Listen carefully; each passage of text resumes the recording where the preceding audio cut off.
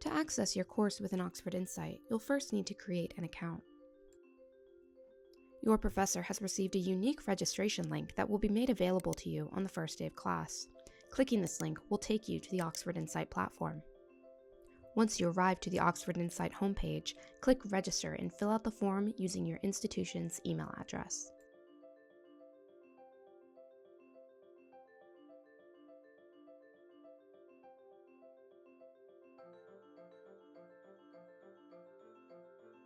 Be sure to include a phone number to receive important SMS alerts about system outages and trial statuses.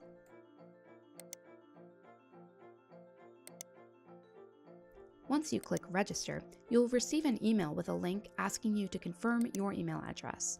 Clicking this link will verify your email address and redirect you back to Oxford Insight.